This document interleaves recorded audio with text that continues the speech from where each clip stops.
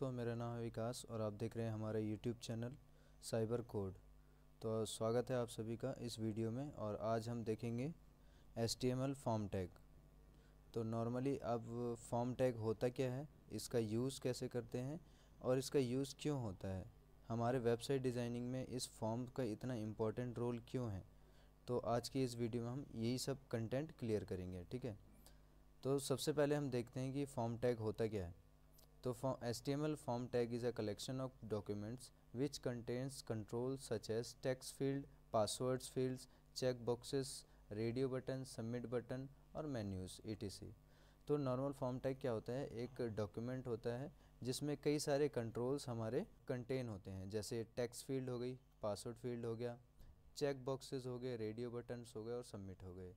Normal जब भी आप फॉर्म देखते होंगे उस फील्ड में, फॉर्म की फील्ड्स में या तो पासवर्ड होता होगा, या तो टेक्स्ट होते हैं, या फिर कई सारे बटन होते हैं, या फिर हमारे पास चेक बॉक्सेस होते हैं, एक स्क्वायर टाइप का जिसमें राइट का साइन होता है। ठीक है, चेक बॉक्सेस में। तो ये सारे फील्ड्स हमारे क्या करते हैं, फॉर्म टैग में कंटेन करते हैं। नेक्स्ट है an HTML form facilitate the user to enter. अब क्या होता है कि ये हमें कुछ फैसिलिटीज़ प्रोवाइड करता है जिससे यूज़र क्या कर सकता है, अपने डेटा को एंटर कर सकता है और जो डेटा होता है उसका जो उसने फील्ड किया है वो डायरेक्ट सेंड कर सकता है सर्वर में। जो भी प्रोसेस, डेटा प्रोसेस होता है उसका, चाहे नेम हो, चाहे ईमेल हो, पासवर्ड हो, फ़ोन नंबर हो, इनमें से किसी भी टाइप का फ़ोन कंटेंट होता है वो हमारा क्या होता है, फॉर्म से डायरेक्ट सर्वर में सेंड होता है। ठीक है, यानी कि जैसे आप फॉर्म बनाते हो, चाहे लॉगिन फॉर्म हो, चाहे रजिस्ट्रेशन फॉर्म हो, तो ये आपका डेटा कहाँ कंटेन होता है, बैकएंड में। जो भी बैकएंड लैंग्वेजेस होती हैं हमारी, चाहे PHP हो, चाहे जावा हो हमारी। ठीक है, तो ये सारी लैंग्वेजेस क्या करती हैं, हमारे फॉर्म से डेटा लेती हैं और सेंड करती हैं हमारे सर्वर को, जो हमारा डेटाबेस होता है उसमें स्टोर करते हैं। एंड देन नेक्स्ट है फॉर्म, यानी कि फॉर्म को कैसे बनाना है। इसमें फॉर्म का है, पहले टैग है, देन उसके बाद एक्शन, एक्शन में कोई भी URL दे देंगे। एंड यहाँ पे दो मेथड होते हैं, जो होता है पहले गेट और दूसरा होता है पोस्ट। ठीक है, तो इस गेट मेथड और पोस्ट मेथड में क्या डिफरेंस है, इसके बारे में हम अभी नीचे सेक्शन में पढ़ेंगे। अभी नॉर्मल क्या करना है, हमें अपने फॉर्म टैग को कैसे रन करना है उसके बारे में देख लेते हैं। ठीक है, तो सबसे पहले क्या करना है, आपको VS ओपन कर लेना अपना। तो नॉर्मल आ जाते हैं अपने कोड एडिटर पे।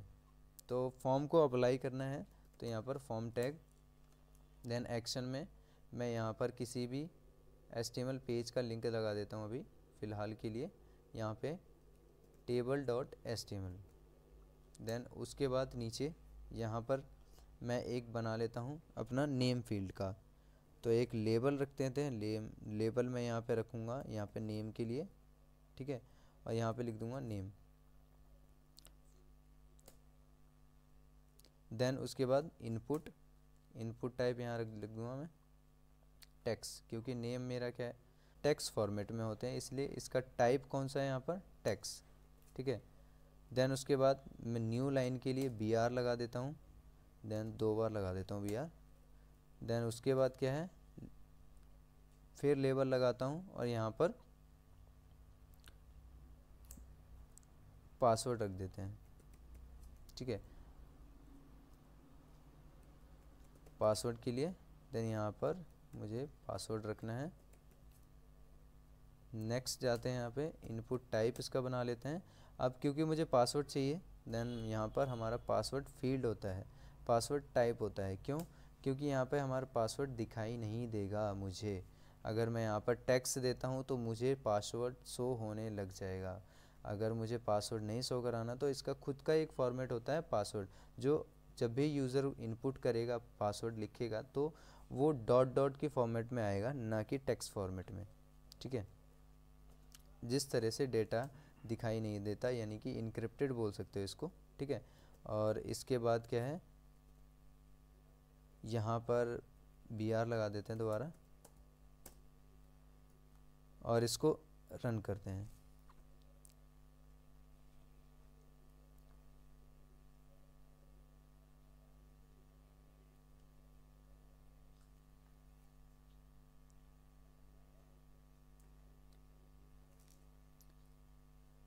तो मेरा यहाँ पर क्या है, नेम आ गया, यहाँ पे लिख सकता हूँ मैं, और पासवर्ड भी देखिए यहाँ पे आ चुका है मेरा, ठीक है, पासवर्ड फॉर्म में। अब यहाँ पर मैं लगा देता हूँ इनपुट टाइप। इनपुट टाइप में मैं यहाँ लगा देता हूँ सबमिट, ठीक है, और ताकि मैं इस फॉर्म को सबमिट कर पाऊँ। यहाँ पे डाल देता हूँ मैं नेम और पासवर्ड। अगर मैं यहाँ पर सबमिट करता हूँ तो मेरा क्या है, उस पेज पे रिडायरेक्ट हो जाएगा जिसका मैंने वहाँ पर एक्शन में लिंक दिया था, ठीक है। तो और भी हम देख लेते हैं यहाँ पे इनपुट टाइप्स। जैसे मुझे क्या करना है, डेट ऑफ बर्थ लेनी है, तो मैं क्या करूँगा, यहाँ पर लेबल बना देता हूँ दोबारा से, लेबल, और यहाँ पे DOB लिख देते हैं, और यहाँ पे डेट ऑफ बर्थ, ठीक है। और यहाँ पर मैंने इनपुट टाइप ले लिया। अब डेट ऑफ बर्थ में हम डेट सेलेक्ट करते हैं, इसलिए मैं यहाँ पर टाइप लिखूँगा डेट, ठीक है। देन उसके बाद सेव करके रन करते तो मेरा क्या यहाँ पर डेट आ गया। तो मैं इसको ऊपर ही लगा देता हूँ, ठीक है।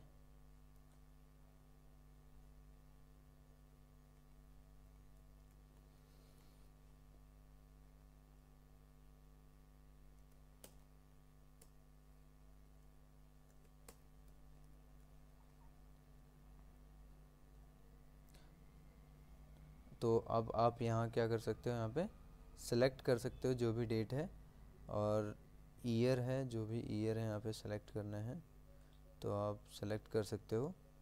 देन ऊपर भी उससे पहले भी सेलेक्ट कर सकते हो, ठीक है। और सेलेक्ट करने के बाद यहाँ पे क्या करना है, आपको सबमिट करना है। और भी यहाँ पे हमारे पास कुछ और टाइप्स होते हैं, जैसे मैं कुछ और टाइप्स की बात कर लेता हूँ। यहाँ पे जैसे मैं रख देता हूँ रेडियो। रेडियो टाइप क्या करता है, ये जेंडर सेलेक्ट करने का काम करता है। जैसे मान लो मुझे जेंडर बताना है, उसका मेल है या फीमेल है, तो मैं यहाँ पे क्या कर सकता हूँ, जेंडर। मैंने यहाँ पे एक लेबल बना दिया। लेबल के बाद मैं यहाँ पे एक इनपुट टाइप दे देता हूँ, यहाँ पे लिख देता हूँ रेडियो, इनपुट टाइप रेडियो, और यहाँ पे लेबल बना देता हूँ। लेबल के लिए मैं मेल, देन उसके बाद कॉपी,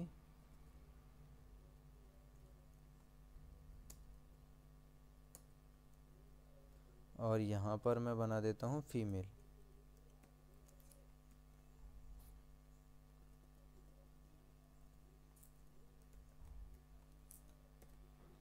ठीक है। तो यहाँ पर हमारा मेल और फीमेल रेडियो बटन आ गया है, ठीक है। अब यहाँ पे नोटिस करोगे कि यहाँ पे क्या है, दोनों ही सेलेक्ट हो रहे हैं, दोनों में से कोई एक सेलेक्ट नहीं हो रहा। तो इसके लिए क्या करना पड़ेगा, आपको दोनों का नेम सेम करना पड़ेगा, ठीक है। क्योंकि ये क्या करेगा, दोनों का अगर नेम सेम होगा तो वो एक बार में सिर्फ दोनों में से एक को ही कॉल करेगा, क्योंकि नेम तो दोनों का सेम है, इसलिए दोनों में से किसी एक को कॉल करेगा। तो मैं यहाँ पे क्या कर देता हूँ, इनपुट टाइप जो है उनका जो नेम है मैं सेम कर देता हूँ, जेंडर ही रख देता हूँ,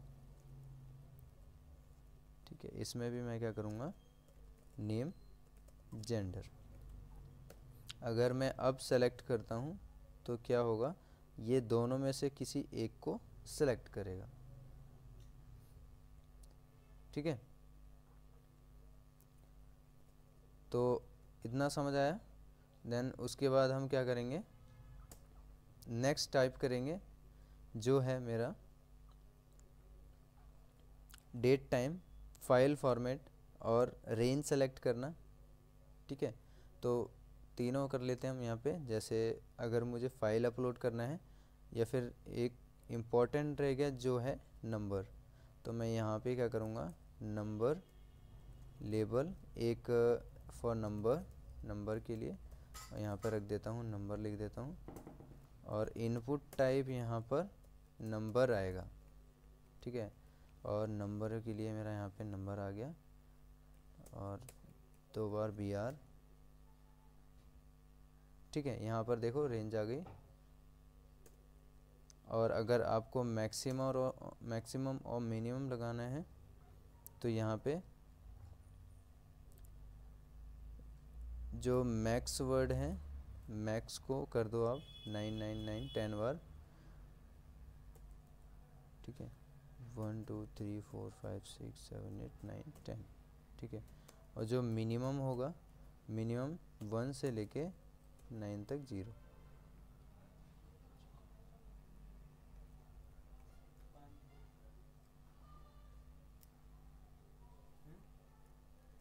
ठीक है।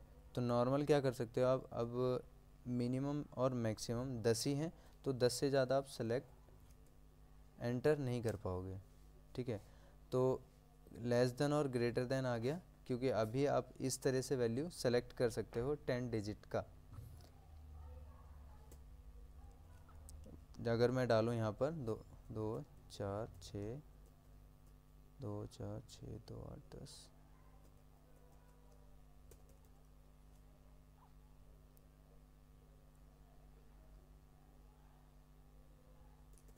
ठीक है। अगर मैं अभी 10 डिजिट करता हूँ तो ठीक है, 11 करता हूँ तो यहाँ पर मेरा लेस देन और इक्वल टू आ रहा है 999 10 बार, ठीक है। तो ये आपका 10 डिजिट तक अभी सबमिट करेगा। देन उसके बाद एज में भी आप क्या कर सकते हो, मिनिमम और मैक्सिमम। जैसे मुझे एज का लगाना है तो यहाँ पे मैं लिख देता हूँ एज, देन एज, और यहाँ पे इनपुट टाइप में यहाँ पे लिख दूंगा नंबर, और यहाँ पे मिनिमम 2, और जो मैक्स है, सॉरी एज, मैं मिनिमम एज रख देता हूँ यहाँ पर 5। देन यहाँ पे मैक्सिमम जो एज है मेरी यहाँ पे हो सकती है 18 या फिर 70, ठीक है। तो यहाँ पे BR लगा देते हैं एक बार, ठीक है।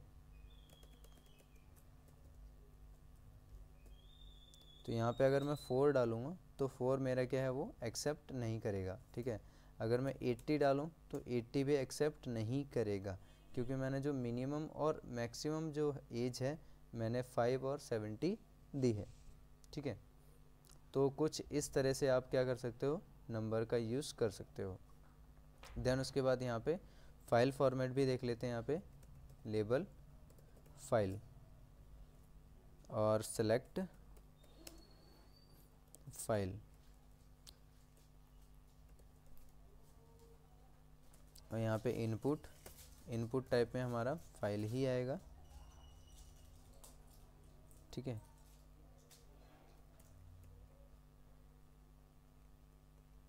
अगर यहाँ पे हम क्या करोगे, यहाँ पे चूज़ फाइल का ऑप्शन, यहाँ पे डॉट सेलेक्ट करा, और यहाँ पे मेरा क्या है, वो फाइल आ चुकी है, ठीक है। यहाँ पे मेरा लेबल था और यहाँ पे उस चूज़ फाइल का ऑप्शन आया, ठीक है।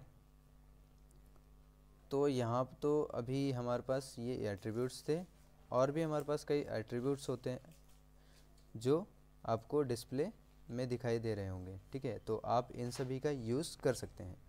तो उससे पहले अब क्या करेंगे, हम कुछ और एट्रीब्यूट्स का यूज़ कर सकते हैं। जैसे अगर मुझे इन फील्ड्स के अंदर, जैसे नेम है, तो मुझे देखना है कि यहाँ पे लिखा आना चाहिए एंटर योर नेम, क्योंकि अभी मेरा क्या है, इसके अंदर ब्लैंक आ रहा है। तो मैं यहाँ पे क्या है, एक एट्रीब्यूट होता है मेरा प्लेस होल्डर, तो ये क्या करेगा, उस फील्ड को टाइटल देगा। तो टाइटल में एंटर योर नेम, तो अगर मैं यहाँ पे लिखूँ तो मेरा क्या है, बाय डिफ़ॉल्ट में एक टाइटल आ गया है जो उस यूज़र को बता रहा है कि उसका नेम को एंटर करना है उसे, ठीक है। उसके अंदर नेम आ गया, तो मैं यहाँ पे कुछ भी नेम टाइप कर दूँगा, ठीक है। देन अगर मुझे यहाँ पे बाय डिफ़ॉल्ट वैल्यू भी सेट करनी है तो मैं यहाँ पे वैल्यू लिख दूँगा, और यहाँ पे लिख दूँगा मैं यहाँ पे कुछ भी, जैसे रोहित लिख दिया और सेव। तो जब भी फॉर्म ओपन होगा तो बाय डिफ़ॉल्ट वैल्यू क्या रहेगी इसकी, रोहित, या फिर आप जो भी नेम देना चाहो वो दे सकते हो, ठीक है। और इनपुट टाइप में आप इसमें भी रख सकते हो प्लेस होल्डर सॉरी, हाँ, यहाँ पे place holder enter your 10 digit number, ठीक है। तो अब क्या है, यहाँ पर आ रहा है 10 डिजिट नंबर। पासवर्ड में भी ऐसे ही कर सकते हो आप, प्लेस होल्डर लगा के एंटर योर पासवर्ड,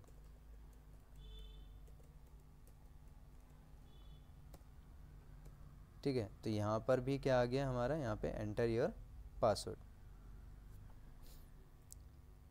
तो इस टाइप से क्या कर सकते हो, अपने फॉर्म को क्रिएट कर सकते हो, ठीक है।